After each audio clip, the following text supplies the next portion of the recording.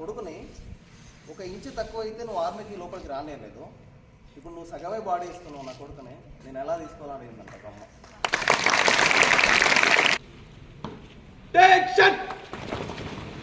అసలు కళ్ళు మూసుకుని వాళ్ళని కలుసుకోండి.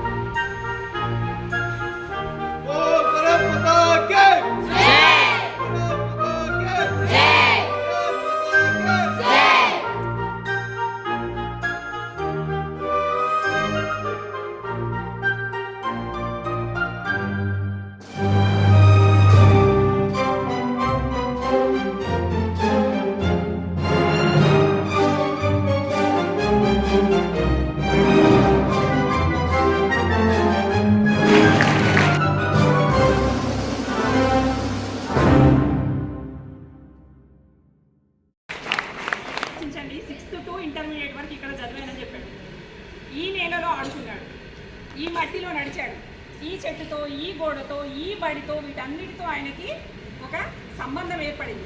అదే కాళ్ళు, అదే మట్టిలో నడిచినటువంటి కాళ్ళు ఇప్పుడు ఎక్కడున్నాయి, ఏం చేస్తున్నాయి? ఇప్పుడు దేశ సేవలో రాజస్థాన్, అస్సాం అంటూ దేశ సేవలో తిరుగుతున్నాయి. పాఠశాలకి తను వన్ ఆఫ్ ది గెస్ట్గా వచ్చాడు.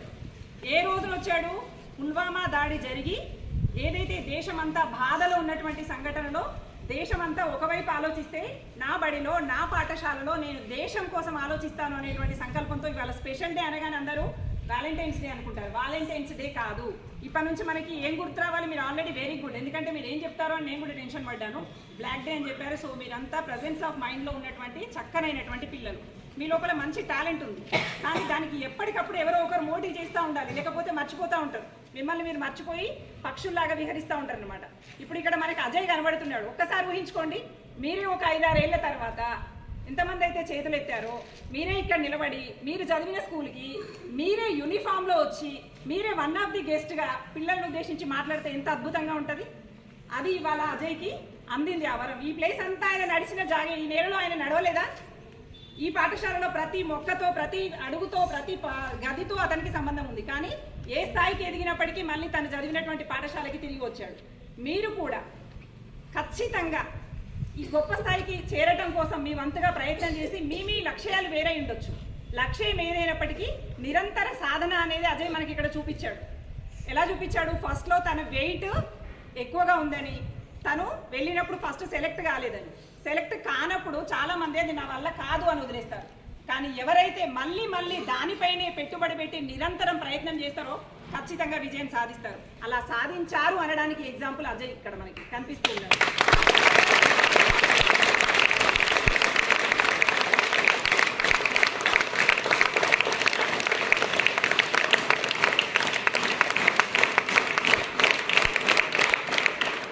ఒక్కసారి ఓడిపోతే ఎప్పుడు వెనుదిరగకండి. అది ఏ పనైనా కావచ్చు.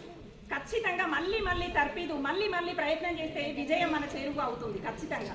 అందుకని మీరు ఎక్కడైనా ఒక విషయం ఫెయిల్యూర్ కాగానే ఇది నా వల్ల కాదని రెండో విషయం, అందులో ఫెయిల్ కాగానే మూడో విషయం, ఇలా చేస్తూ ఉంటే ఏమవుతుందంటే ఒక 10 చిన్న చిన్న గోతులు దవ్వితే ఎందులో అయినా నీళ్ళు వస్తాయా? పక్కన ఒక గోవి దవ్వాము, అందులో నీళ్ళు రాలేదని ఇంకోటి దవ్వాము, అందులో నీళ్ళు రాలేదని ఇంకో దవ్వాము.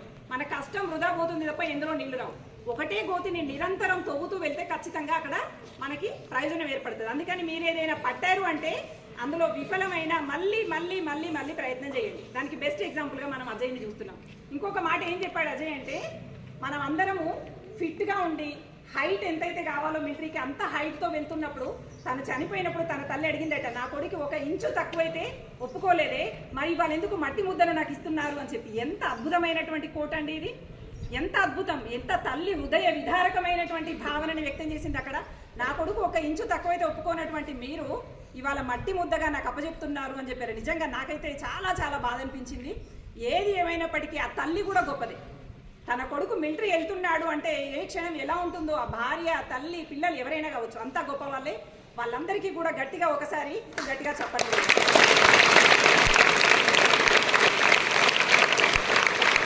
దాని తర్వాత సింధు వర్మ సార్ నా స్కూల్లో ఉండటం అనేది నిజంగా మీ అందరి అదృష్టం అనే చెప్పాను. మిలిటరీ పట్ల పూర్తి అవగాహన, పిల్లల్ని గొప్ప స్థాయిలో చూడాలనేటువంటి ఆలోచన నిరంతరం కనబడుతూ ఉంటుంది ఆయన లోపల. గ్రౌండ్కి వెళ్ళినప్పుడు ఆయన పూర్తి విశ్వరూపం అక్కడ కనబడుతుంది మనకి. ఖచ్చితంగా సార్ని సరిగ్గా యూటిలైజ్ చేసుకోండి. గత జీవితంలోకి కూడా చొచ్చుకుపోయి తనని ఇవాళ ఈ స్థాయిలో నిలబెట్టాడు అంటే గురుదేవో భవ అనడానికి ఖచ్చితంగా నిలబెట్టే రూపం అని చెప్పవచ్చు.